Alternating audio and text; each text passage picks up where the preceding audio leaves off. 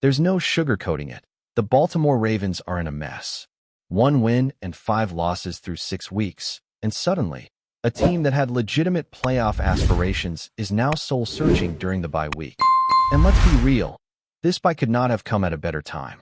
Between the injury plague, the offensive inconsistencies, the questions around coaching, and the frustrating way this team has been losing games, there's a lot to unpack in Baltimore right now.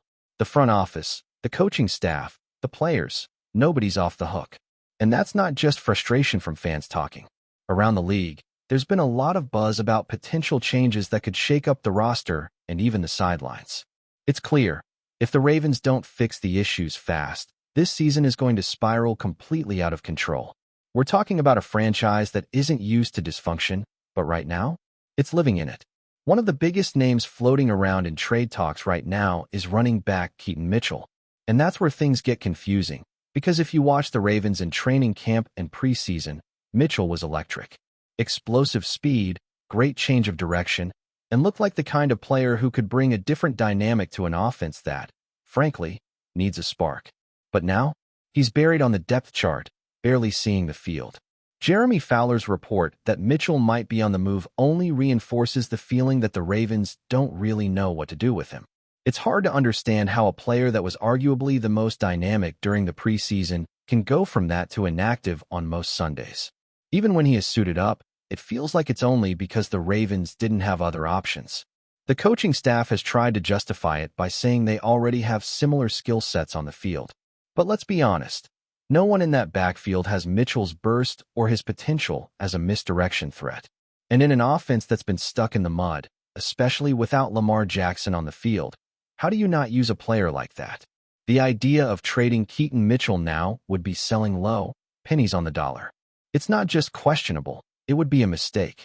Because it's not like Mitchell didn't show promise. He flashed every time he touched the ball. It's just that, for some reason, the Ravens have chosen to prioritize other options like Rasheen Ali, who hasn't exactly lit the field on fire either. It's the kind of move that makes fans question if there's really a plan in place, or if this coaching staff is just clinging to outdated ideas of positional roles. And all of this is happening while the roster itself is stretched thin. Injuries have hit hard, particularly on the offensive line and in the defensive front. For running backs on the active roster means you're sacrificing depth somewhere else. Maybe on the D-line, maybe in the secondary, maybe even on special teams. It's a ripple effect. Every spot you fill with a redundant piece is another hole somewhere else.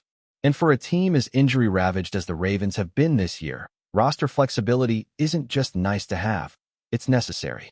The offensive line is a whole different problem. What was once a strength of this team has become one of its biggest liabilities. Ronnie Stanley, who used to anchor the line with Pro Bowl-level play, has been either unavailable or ineffective. In fact, his performance this season has been brutal, grading out far below expectations, and when he's in, he's hurting more than helping. His replacement, Joe Noteboom, hasn't done much better. He's a replacement-level tackle at best, which is fine in a pinch, but not when your season's on the line.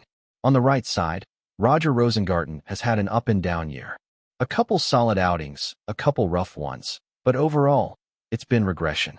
And while some of that might be due to less help or tougher assignments, the fact is, the consistency just isn't there.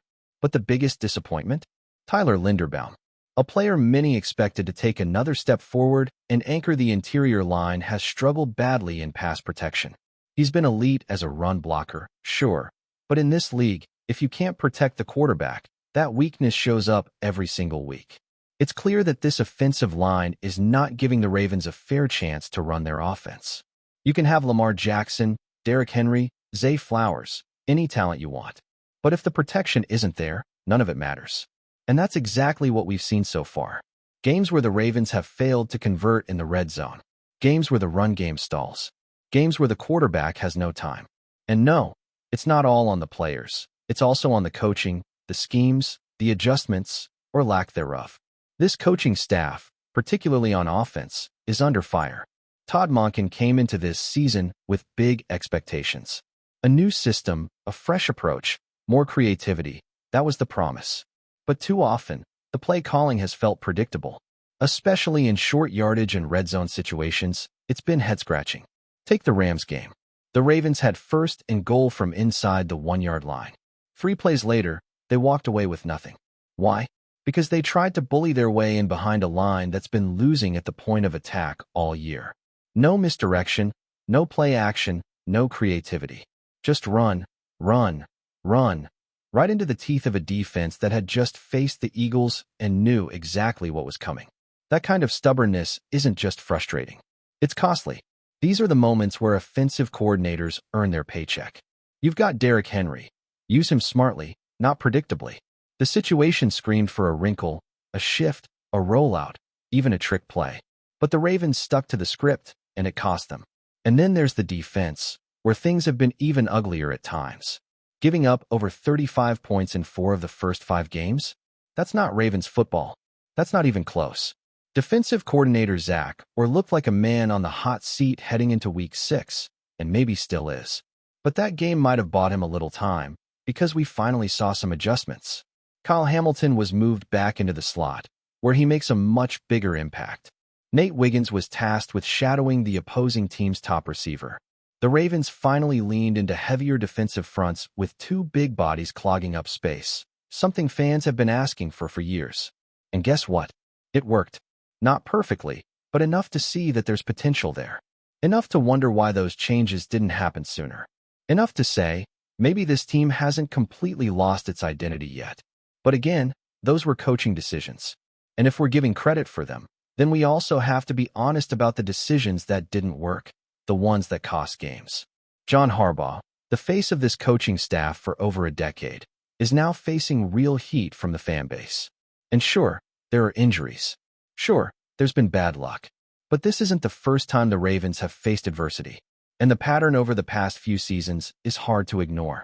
Early playoff exits, questionable game management, coordinator turnover. It all adds up. National reports suggest his job is safe, for now.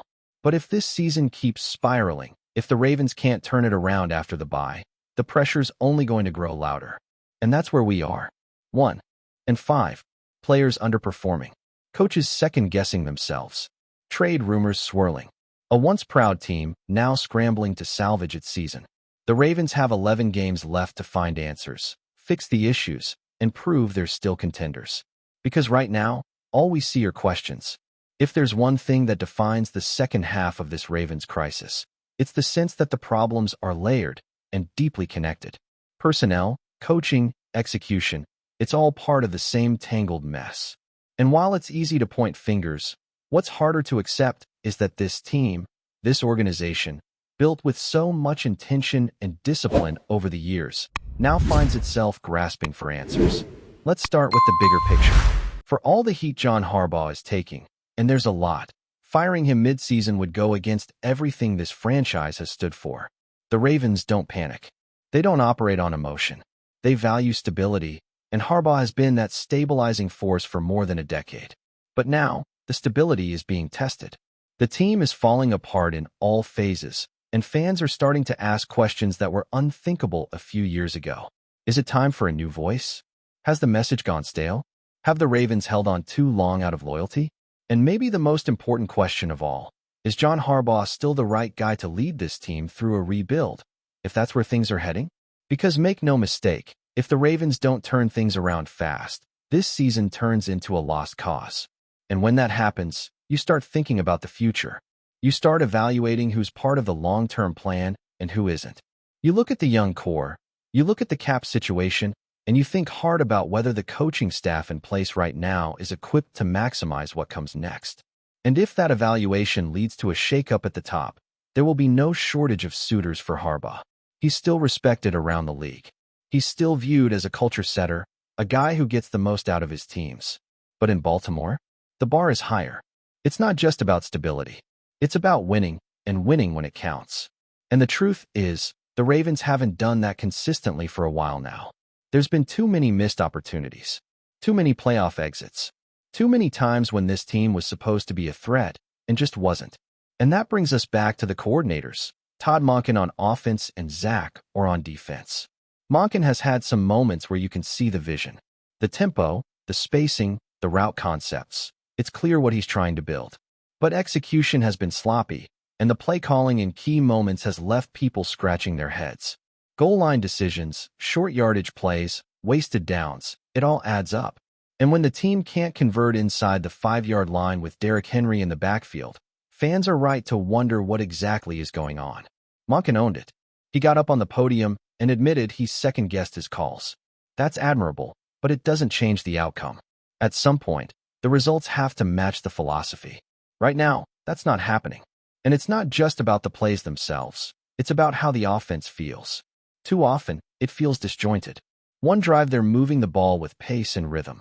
The next, it's 3 predictable plays and a punt. There's no flow, no momentum. And when your quarterback is constantly under pressure and your skill players aren't being put in positions to thrive, it's hard to build confidence. Zach Orr's situation is even more delicate.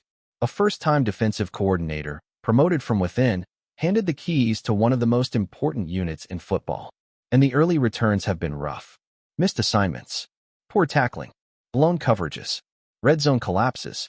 The Ravens' defense, once a calling card for the franchise, has looked lost more often than not. It's not just that they've given up points. It's the way they've given them up. Long drives, chunk plays, failure to adjust.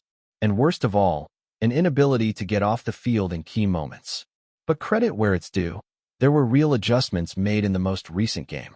Kyle Hamilton moved back into the nickel role, where his instincts and physicality shine. Nate Wiggins, the rookie corner, was given a much bigger responsibility, shadowing the opposing team's top wideout. And perhaps most importantly, the defensive front finally leaned into a heavier look, putting 2 big bodies on the field to control the line of scrimmage. It wasn't perfect, but it looked more like Ravens football, aggressive, smart, physical. Those changes may have saved Zach Orr's job for now. But if they regress after the bye, if they fall back into the same bad habits, the questions will return fast. Because, again, it's not just about scheme.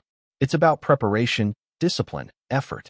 The Ravens have been getting beat up in the trenches, outcoached in critical moments, and the urgency hasn't always been there. That falls on the coaching staff, not just the players. Before we dive in, don't forget to hit that subscribe button and give this video a thumbs up. Your support keeps us bringing you the latest news on the Baltimore Ravens. And hey, drop your take in the comments below. We want to hear from the flock. The locker room at M&T Bank Stadium has reportedly been boiling over in recent days, and whispers from inside the Ravens camp suggest the tension is far from ordinary. According to sources close to the team, a shocking confrontation has erupted between Lamar Jackson and head coach John Harbaugh.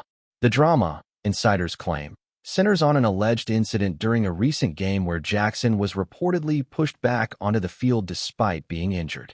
Sources allege that Lamar, visibly frustrated, confronted Harbaugh in the locker room after the game, accusing the longtime coach of forcing him to play through an injury. The exchange, described by insiders as heated and emotional, reportedly left teammates stunned, some trying to mediate while others quietly shook their heads. You could feel the tension in the air, one source said, speaking on condition of anonymity. It wasn't just a disagreement. It felt like a real clash of wills. The implications of such an incident are massive for a team already under the microscope.